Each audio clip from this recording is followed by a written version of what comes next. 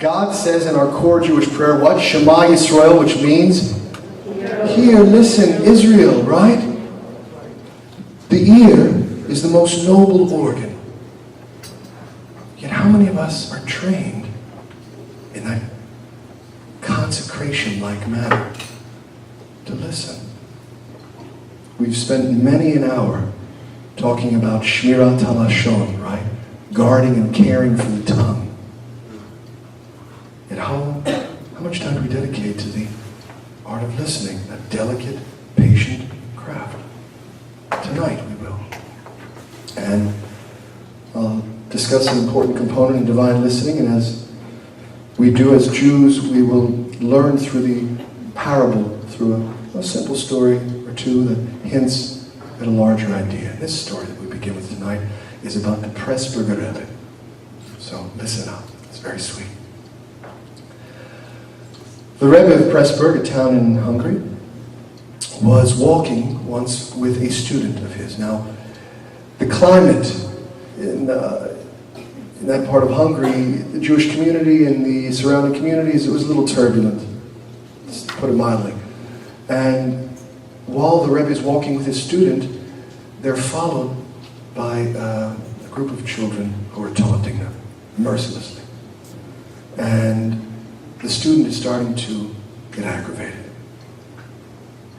And the Rebbe can see that.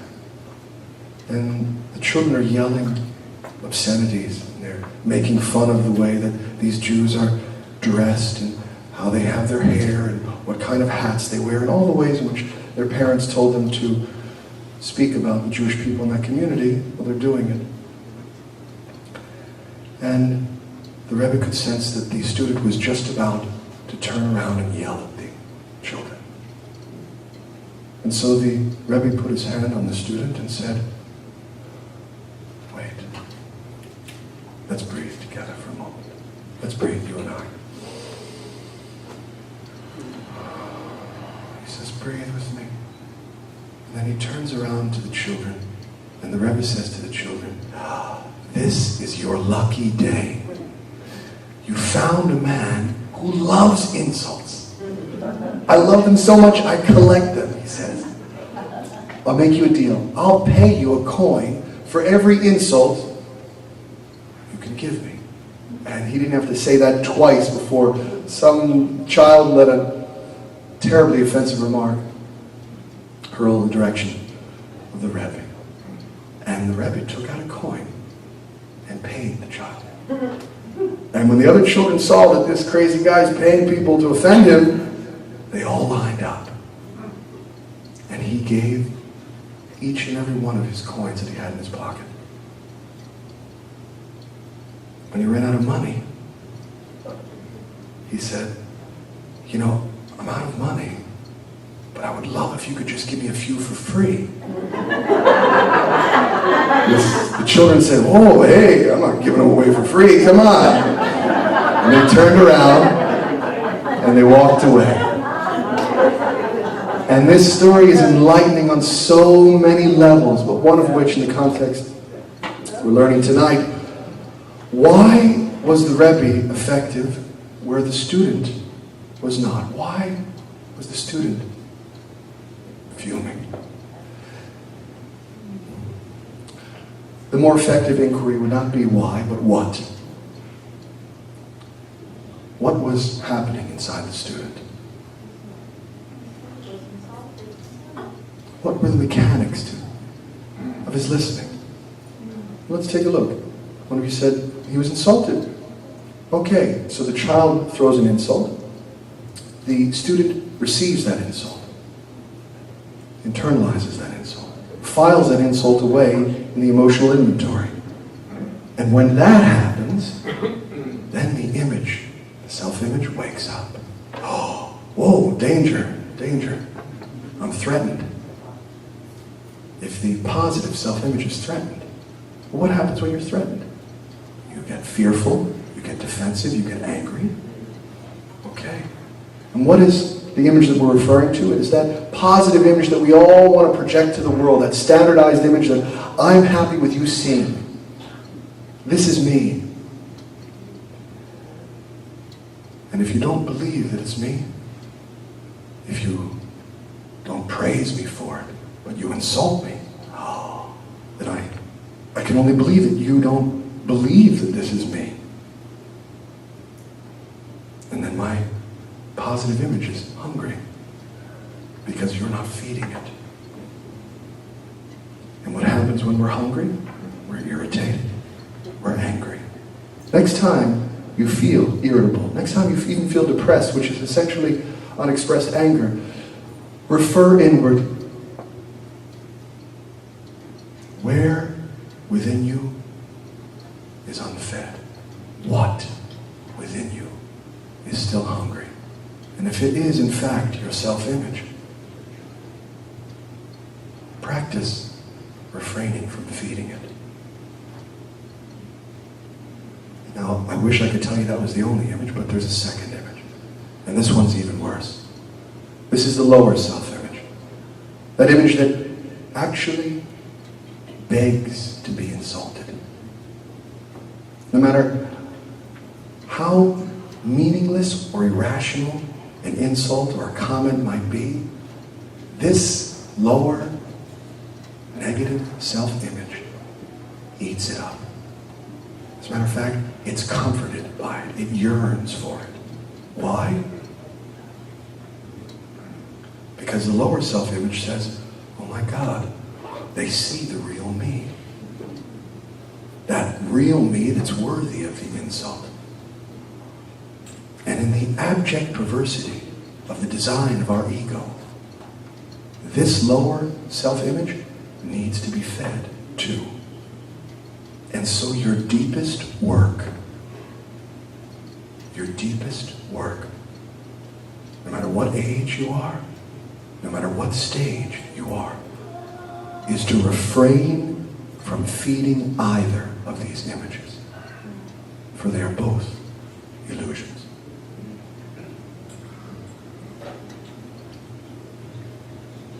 Breathe with me for a moment.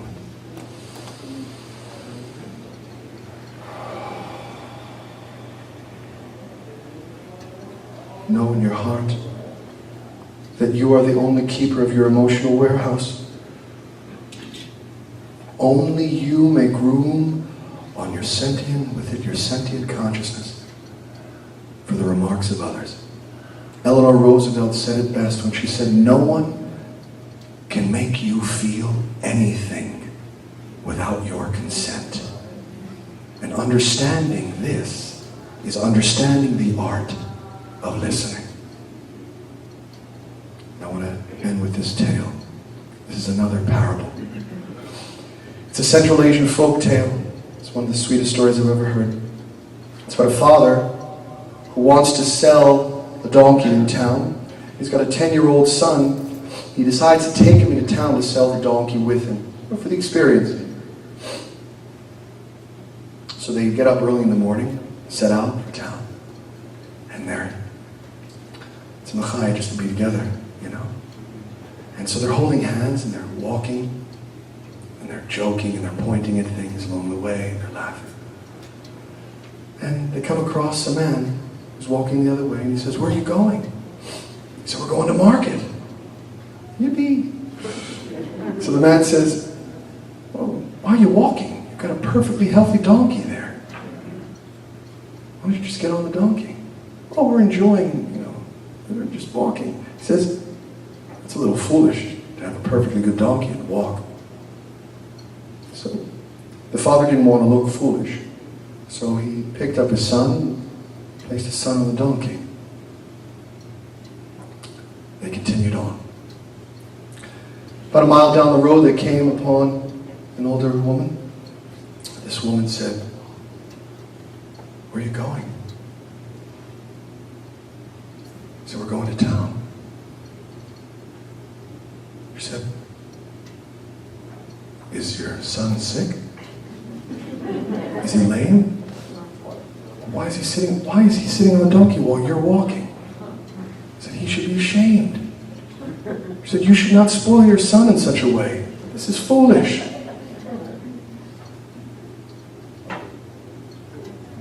Took his son off. His son starts crying. I won't go back on the donkey. You go up on the donkey, please. I'm too ashamed.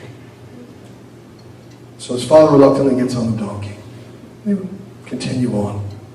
And now it's the heat of the day, and the sun is starting to schwitz a little bit.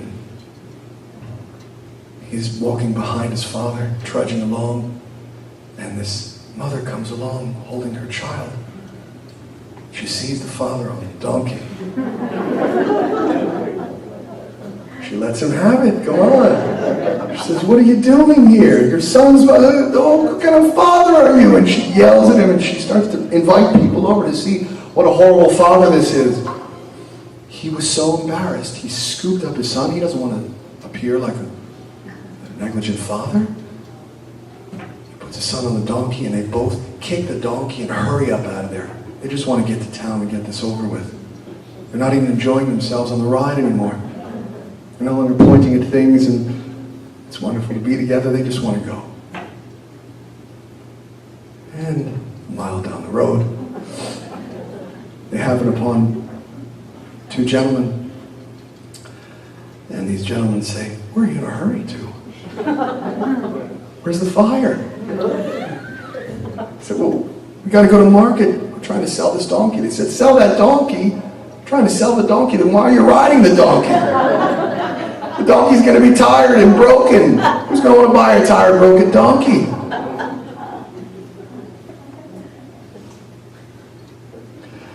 So they got off the donkey. And they're looking around for a strong branch to tie up the donkey by its hooves and its hind legs, and they carry him on this branch. Now the father and the son are carrying the donkey. And now they make it finally to the market, and they're exhausted, emotionally spent, they're sweaty, they're schwitzy, they're beat up, and this poor donkey looks like it's half in the next world. And of course, no, not even do people not want to buy the donkey, they don't even want to talk to them. They think they're crazy. Who carries a donkey like this all the way from Timbuktu? But people threw coins at them. They felt bad. So open your heart here. The little boy starts to cry. And he looks up to his father. And he says, Father, are we foolish? And the father says, we're foolish. We're foolish when we evaluate ourselves by the words of others. This is not listening. Only you make room within your inventory for the remarks of others. Only you can open that door. No one else opens it for you. No one else organizes the shelf within the warehouse of your consciousness. It is you. And these remarks, like every other remark, both praise or insult, sculpt your self-image and pour them. Remember this? Pour in the holiday when we put on masks, only to take off the masks. Right? This is a very subtle exercise that keenly reminds you of how reluctant we are to take off our masks, to peel off the images that we've been sculpting for 50, 60, 70 years based on the remarks of others.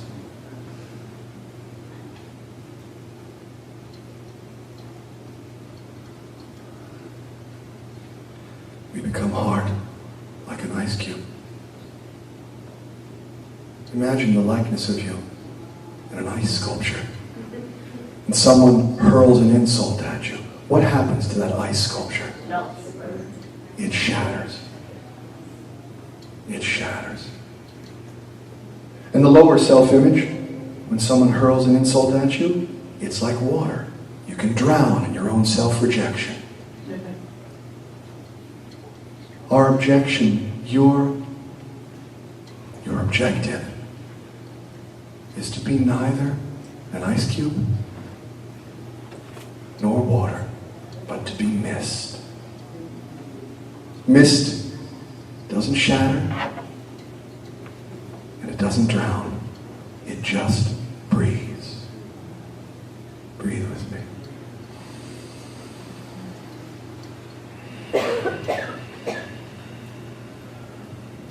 So in ending, how do we listen? We listen like this, with the breath, patiently resisting the need to fortify our self-image.